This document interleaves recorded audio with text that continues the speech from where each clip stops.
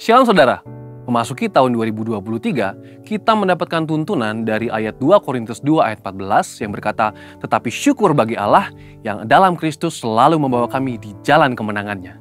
Dengan perantaraan kami, Ia menyebarkan keharuman pengenalan akan Dia di mana-mana."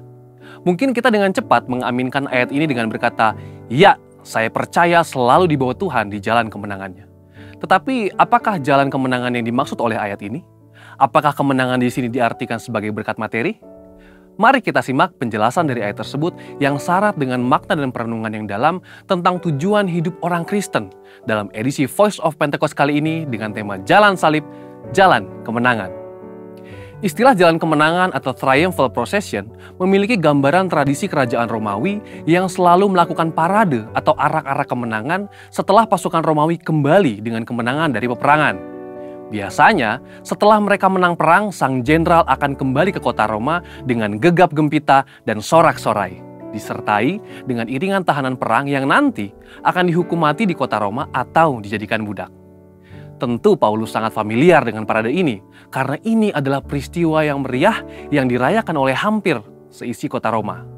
Ketika kita mengerti latar belakang ini, maka sungguh sangat mencengangkan.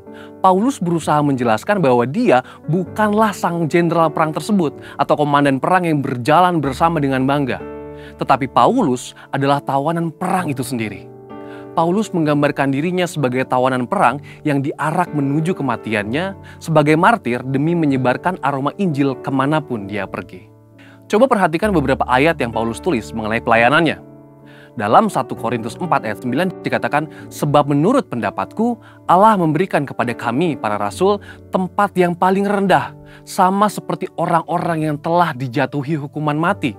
Sebab kami telah menjadi tontonan bagi dunia, bagi malaikat-malaikat, dan bagi manusia." Lalu di dalam 2 Korintus 1 ayat 9 dikatakan, "Bahkan kami merasa seolah-olah kami telah dijatuhi hukuman mati. Tetapi hal itu terjadi supaya kami jangan menaruh kepercayaan pada diri kami sendiri, tetapi hanya kepada Allah yang membangkitkan orang-orang mati." Juga dalam 2 Korintus 4 ayat 10 dikatakan, "Kami senantiasa membawa kematian Yesus di dalam tubuh kami, supaya kehidupan Yesus juga menjadi nyata di dalam tubuh kami." Bagaimana kita bisa memahami ayat-ayat yang keras seperti ini? Sesungguhnya, Paulus sedang mengajarkan bahwa jalan kemenangan di dalam kehidupan orang percaya adalah jalan salib. Orang-orang yang mengerti bahwa mengikuti Yesus itu ada harga yang harus dibayar.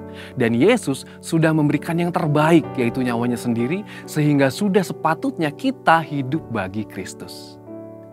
Ayat ini mengajak kita untuk merenungkan dan menghidupi penderitaan Kristus ketika Dia memikul salib menggantikan kita. Memang kita tidak bisa menggantikan karya Kristus di kayu salib, tetapi kuasa salib dan pesan kematian Yesus harus selalu hadir dalam kehidupan dan pelayanan kita. Inilah yang Paulus maksudkan ketika dia berkata, "Dengan perantaraan kami, Ia menyebarkan keharuman pengenalan akan Dia di mana-mana." Dengan kata lain, kehidupan kita sebagai pengikut Kristus hendaknya dikenal sebagai orang yang menyebarkan Injil dan kabar baik itu di mana-mana. Lewat hidup kita, orang boleh melihat Kristus dan Injil itu nyata. Paulus pun sudah berbicara di dalam 1 Korintus 1 ayat 17-18, "Sebab Kristus mengutus aku bukan untuk membaptis, tetapi untuk memberitakan Injil. Dan itu pun bukan dengan hikmat perkataan, supaya salib Kristus jangan menjadi sia-sia. Sebab pemberitaan tentang salib memang adalah kebodohan bagi mereka yang akan binasa. Tetapi bagi kita yang diselamatkan, pemberitaan itu adalah kekuatan Allah." Dari semua penjelasan ini, kita dapat mengambil kesimpulan bahwa kehidupan yang kita jalani sebagai pengikut Kristus, baik itu dalam keadaan suka maupun duka, baik itu dalam keadaan diberkati atau dalam pergumulan, semuanya dapat digunakan sebagai kesaksian bagaimana Kristus bekerja di dalam dan melalui kita. Melalui keadaan baik, sukacita dan berkat-berkat yang kita terima dari Tuhan, itu menjadi kesaksian bagaimana Tuhan mengasihi dan memberkati kita. Namun melalui jalan salib yang kita jalani, perjalanan itu menjadi kesaksian bagaimana Kristus setia menjaga, merawat, membela, dan memberi kekuatan serta kemenangan bagi kita. Kehidupan kita sebagai pengikut Kristus dalam menempuh jalan salib itu menjadi bukti akan penyertaan Kristus dan menjadi bukti bahwa mengikut Kristus adalah jalan kemenangan. Saudara, untuk penjelasan lebih lanjut dari tim teologi kami, silakan buka link yang ada di atas atau scan QR Code yang tersedia. Mari kita bangkit, jadilah pemenang.